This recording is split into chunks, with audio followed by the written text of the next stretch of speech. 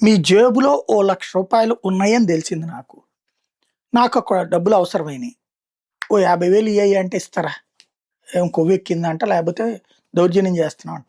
అదే ఇదిగోండి నా దగ్గర ఉన్నటువంటి ఈ ఫోను మామూలుగా అయితే గనక రూ. 10,000 నేను మీకు 5,000కే ఇస్తున్నాను అంటే తీసిస్తారు గదా!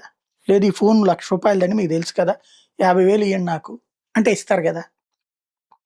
ఆ తర్వాత అప్పటికే నాకు ఈ ఫోను 10,000కి పడిపోయిందని తెలిసింది వాల్యూ. కానీ నేను మీకు అంటగట్టాను.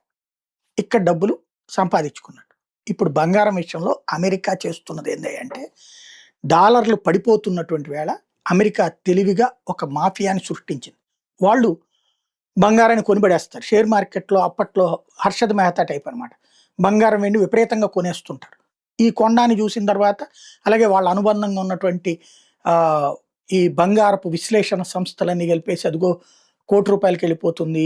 కొ ఇట్లా ఎళ్ళిపోతుంది, అట్లా ఎళ్ళిపోతుందని చెప్తారు. దాంతో మనం అప్పు చేసైనా సరే కొనిపడేస్తాం. కొనేసిన తర్వాత పడిపోతుంది. ఇప్పుడు చూడండి మొన్న 4.5, 5,00,000కి బ్లాక్‌లో కొన్నారు వెండిని. 4,70,000 ఎంతో ఎళ్ళింది అప్పుడు వెండి.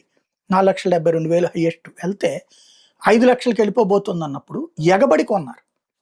ఆ కొన్నటువంటి వాళ్ళు ఏది 7కెళ్ళిపోతుంది, 8కెళ్ళిపోతుంది, 10కెళ్ళిపోతుందన్నప్పుడు.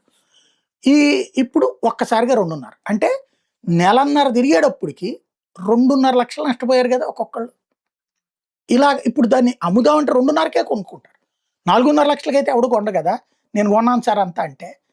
ఇట్లాగా 2.5 లక్షలు ఒక కేజీ కావాలని కిలోలు కిలోలు కొనేసారు కొంతమంది. అట్లాగా మునిగిపోయారు ఒక బ్యాచ్.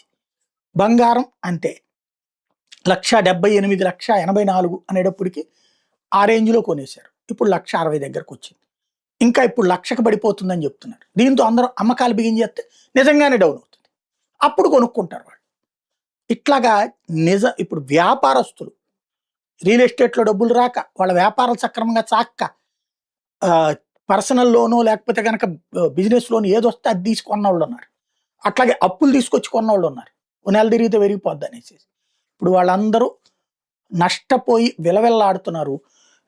ఈవెన్ ఇది ఎట్లాంటి స్టేజ్‌కొచ్చిందంటే ఆహ్, ఇండియాకి సంబంధించినటువంటి గోల్డ్ హోల్డింగ్స్‌లో, ఫారెన్ ఎక్స్‌చేంజ్ రిజర్వ్స్‌లో పంజాబీ కేసరి వాళ్ళు మెన్షన్ చేసుకొచ్చారు. ఏంటయ్యంటే $14.2 బిలియన్ నష్టపోయారట ఇండియాలో.